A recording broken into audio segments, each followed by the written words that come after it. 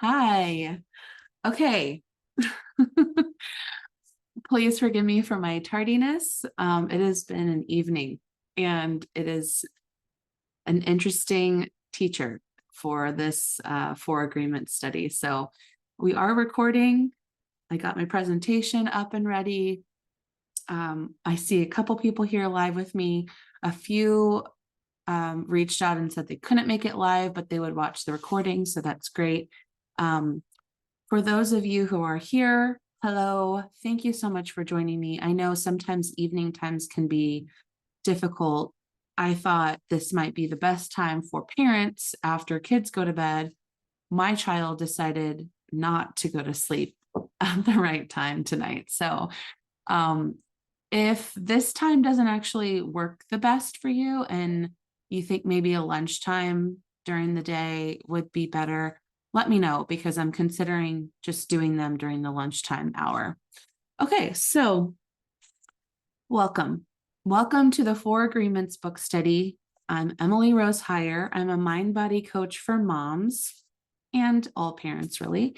And I chose this book to do a book study on because it was time for me to reread it myself.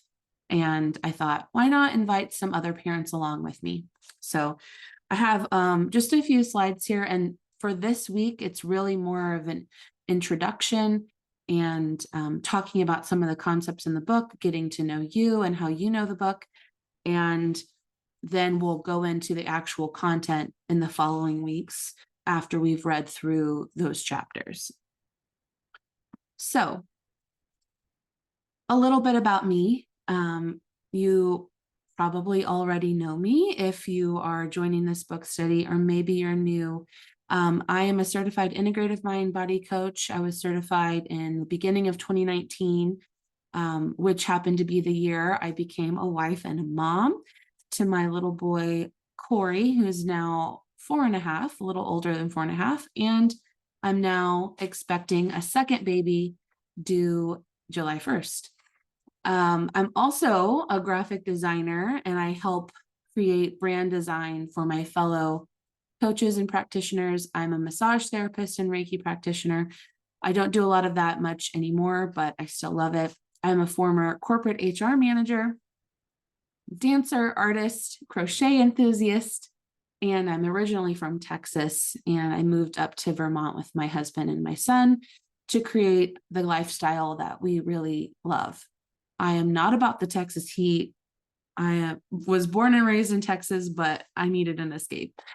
So we are loving Vermont. So that's a little bit about me. Like I said earlier, I chose the Four Agreements because I read it once or twice a year and have for the past few years. And it's about time for me to reread it. When I start having some conflicts in my life and I start having some issues, I remind myself, okay, I list the Four Agreements in my mind. And sometimes I just need a refresher on the whole book. And it's such a small book.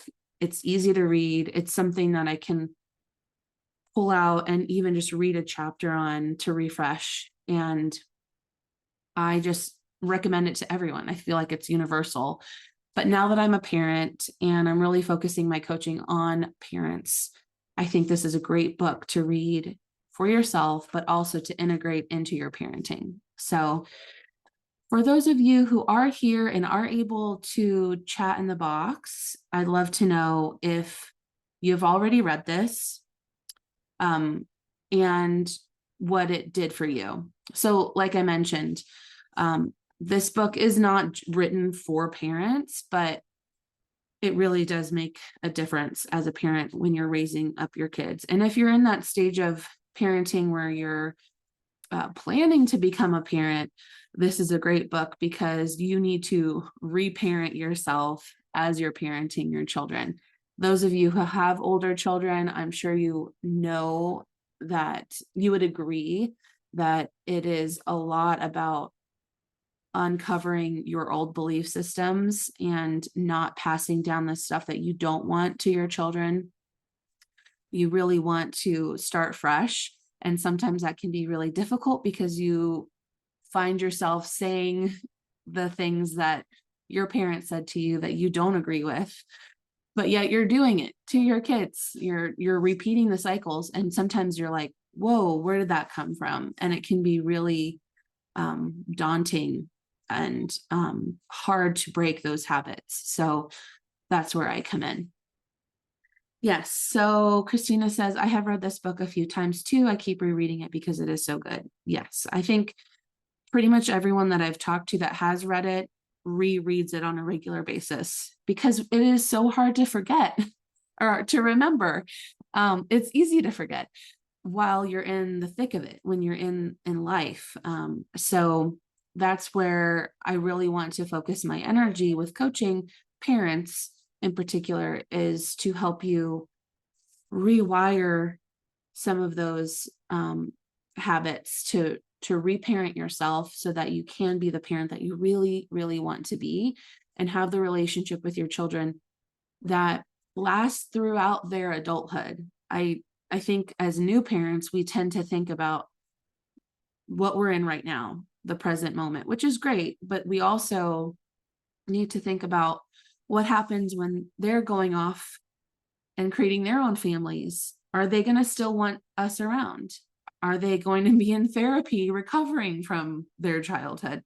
I hope not. I hope that we still have a great relationship with our children into their adulthood and into our old age. All right, so let me move on.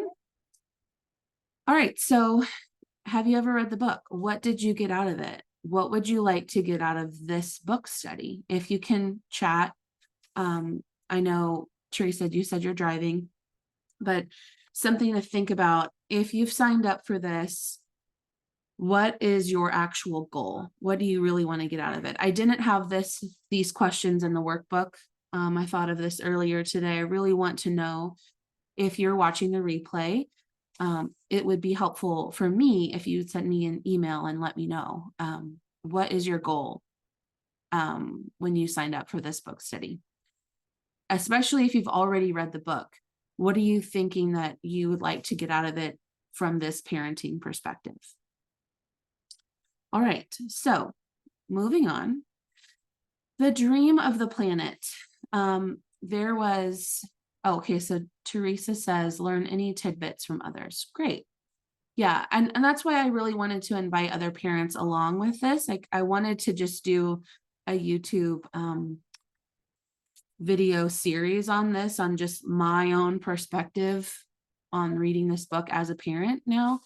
But I think learning from other parents is really important. And I think finding new ways to think about things and new ways to relate to others and to help it, I think it helps ourselves stop judging ourselves when we can see that there's other people making the same mistakes that we are. And we tend to either judge other people because we're already judging ourselves, or we've been taught those mistakes, or, bad parents make those mistakes, so that we end up judging everybody. So we'll talk about the judge and the victim as part of the introduction. My goal is to learn more about myself and to see others' perspective on this book. Great. Me too. Okay, so the first part of the book, after the acknowledgments and all of that, he goes into the Toltec and kind of the spiritual meaning behind some of these terms. And I want to just first say, as a disclaimer, that I believe this book can really fit into any spiritual or religious belief that you have. However, if you are holding tight to a certain set of religious beliefs, some of these things might contradict what you've been taught. And I just want you to try your best to be open to receiving whatever you can from this information, even if it might not fit exactly into your belief system at this moment. It might open you up to a little bit more freedom. And at least that's what I've taken away from it, mostly, is coming from a pretty heavily Christian Catholic background, my beliefs have changed over time, just from a lot of different circumstances. But when I read this book, it really helped me reconnect with God, source, spirituality, because he talks about that. What does he say? Everything is God, and God is within everything. And that's really the foundation of my own belief system now, is that you're not just this weak sinner that needs to be saved, that you are God, you are divine inside, and we are forgetting that. And that's what makes us sin, right? That's what makes us make mistakes. And I don't really necessarily think that's good or bad. It's just who we are as humans. So if you have a problem with that because of your religious beliefs, I urge you to stay and keep an open mind. And I'm not telling you to not bring that with you here. That's totally fine. Okay. Yeah. So in the introduction, he names it the smoky mirror. And that's where he talks about how everything is God. And the illusion, the dream of the planet, is about how we have been really taught these sets of belief systems.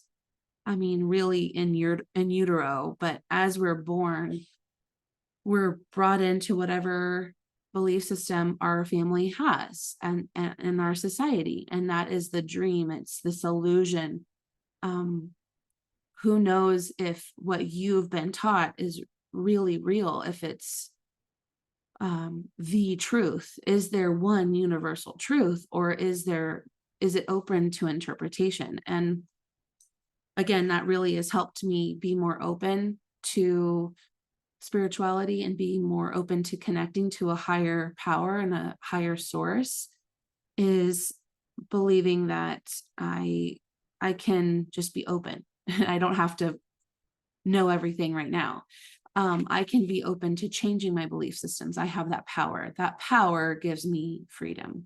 So when you can see the illusion for what it is, the dream that we're living in, based on all these other belief systems in the world, it can be daunting. Like, wow, everything I've been taught is now open for discussion. It's now open for interpretation. That kind of shook me when I was in my 20s. Now I see it as power. Wow, I get to create my own dream. And that's what this chapter is about. It's opening you up to the idea that maybe everything that you've been taught doesn't actually have to be the way, that you get to make your own way. Your thoughts, feelings, and actions create your reality. Excuse me. All right. So then he goes into talking about domestication and how we're born wild and free. And we're in essentially a blank slate. However, like I said, even in utero, you're being programmed by your mother's thoughts and feelings and actions, and generational, curses, trauma, like it's built into the DNA. And that actually gets expressed when you're born and based on environmental factors, things like that. So it's not just you're born as this blank sponge that soaks up everything around you. You're actually born with programming, right? Like just like your DNA and your genes, you're born with that. So it's interesting as you grow up and you learn that you're not your belief system, but you actually do have, everything that comes before you locked into your body. How do you unlock that and change it to be what you want? How do you express what you want to be in this life? It's a lot. It's a lot to really understand that and to make those decisions to change. A lot of people, most of the world, say, this is who I am. Can't change it. And a huge part of coaching is showing you how you are thinking and believing so that you can make the decision to change or not. You're allowed to keep whatever you want. But what this introductory chapter is about is showing you that you've been taught to think a certain way and you have the power to change it. So when we talk about domestication, it's like you are born this wild and free being, and then you are put in a box almost immediately. This is what we do to our children, right? And this is part of, in the workbook, I talk about this, or I ask these questions. How do you see how you were domesticated, and how are you domesticating your children? And this doesn't mean good or bad domestication. It's just showing you that this is what has been done and what is being done all the time. So as someone who is as conscious as I am, I've been taught all these tools. I see myself doing this with my child. I just want him to conform to what I want him to do. I want him to put on his jacket when he goes to school. Put your shoes on. I tell him what to do, and I expect that he just does it. I expect for him to just obey me, but that's not reality. He is this wild and free being, and he stands up for what he wants, and he stands up to me, and he says no. And here I am trying to make him conform and be this domesticated being. It's right there in my face as I am learning and evolving as a parent. I want my child to be free, and yet I do have all these societal expectations. I have to get to school on time. He needs to look presentable. He has to have this and he has to have that. I have all of these sets of beliefs that I think are right and I think are true. And yet he doesn't. And he rubs me the wrong way, and we butt heads and we get into arguments. And that's the work that we have to do, is to see what's going on and to question it, and to question if this is what we really want to be focusing our energy and attention on, or if there's a different way. Can we be open? Can we be wild and free ourselves? These are the questions that we have to ask ourselves. So another key concept that I think is very important in this chapter is talking about the judge and the victim. And he goes into saying, there's a part where he's talking about the judge and how it starts with, your parents and your teachers, the people around you, saying this is right and this is wrong. This is right, and using rewards and punishments. And that's how we're domesticated. And so we build this internal judge in ourselves, and that lives there forever. And so we no longer need someone else to tell us that we're good or bad. We do it to ourselves. Especially as parents, my gosh, the guilt, mom guilt is such a thing, right? We say that all the time. We hear about it all the time because we do it to ourselves. We don't need anyone else to make us feel guilty. We feel guilty for everything that we're doing because we assume we're doing it wrong, and we want perfection. And we look at social media and what our neighbors are doing and what our friends and family have done with their kids, and we're comparing constantly. And so in the workbook, I ask, what is, oh my gosh, I need to have the workbook here with me. I ask I'm sorry, I'm losing my train of thought. How you judge yourself, and if you're expecting perfection. And then when you do that to yourself, when you're the judge, you're also the victim. You're also the victim of the mom guilt, because you're expecting this perfection from yourself. You're expecting perfection from your children. You're expecting immediate obedience, or you're expecting them to just want to be with you or want to connect with you. They should just want to listen to me, right? Let me take a sip of water. I was telling my husband the other day that I think my biggest mistake with parenting, and it sounds so silly and naive, but I hope you can relate. But I thought, because of my mom's parenting being difficult for me, that if I just loved my child enough or more than my mom showed love to me, then my son would just, he would feel the bond and he would want to do what I said.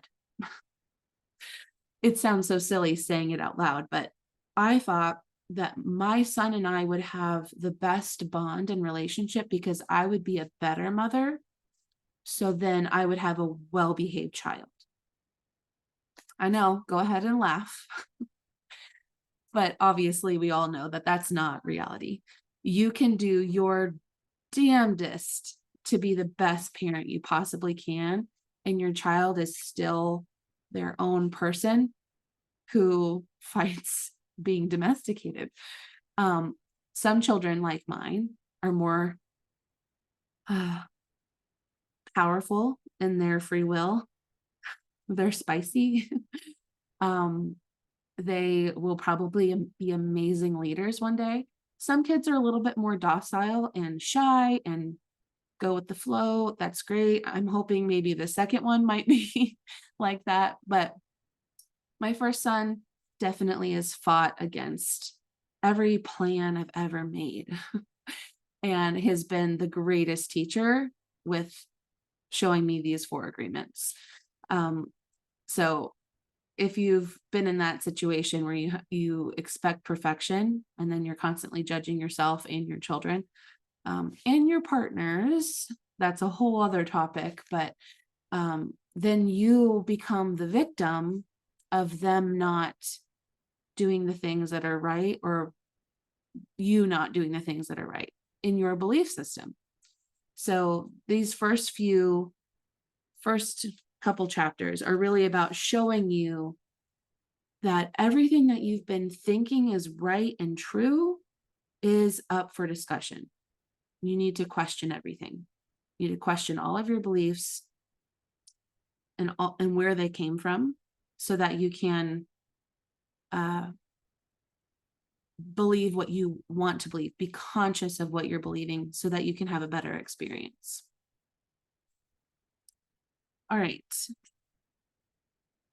So before I leave you here, the first agreement is to be impeccable with your word. Now, if you're live here and you still can chat, I'd love to know if you, oh, let me see. Someone's coming on.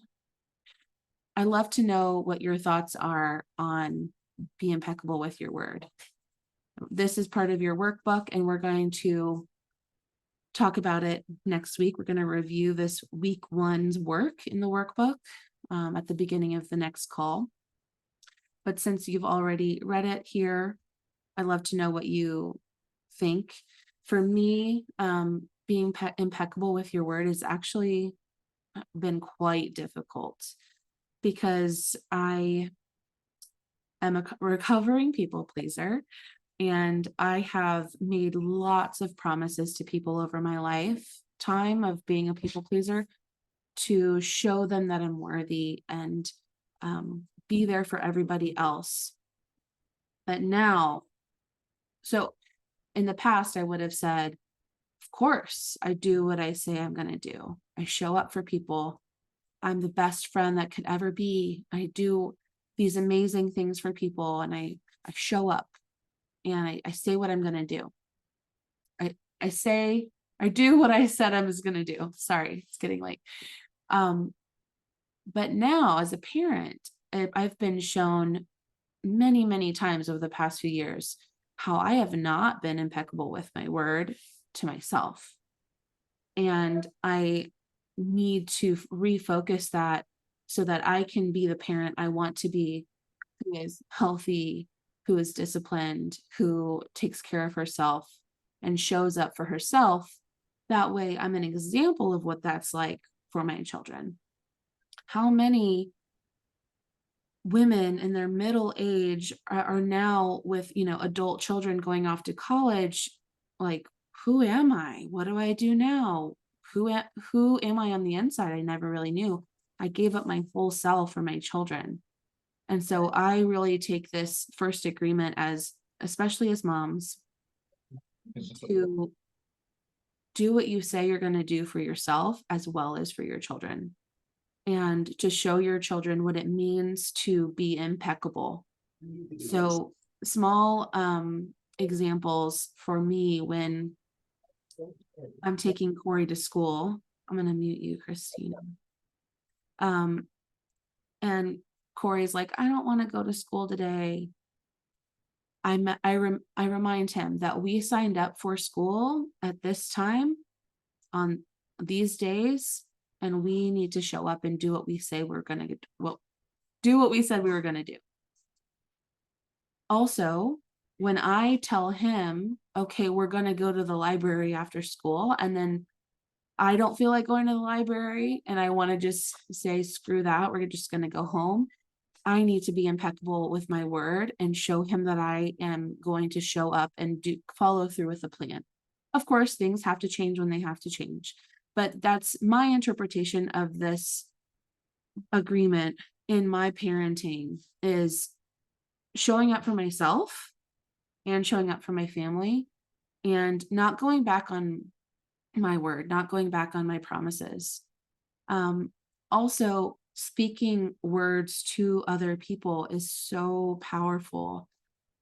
Excuse me. And he mentions that in the book, that we're all casting spells, right? We're all creating reality with our words and how we talk to people. And we have no idea how our words affect people in those moments.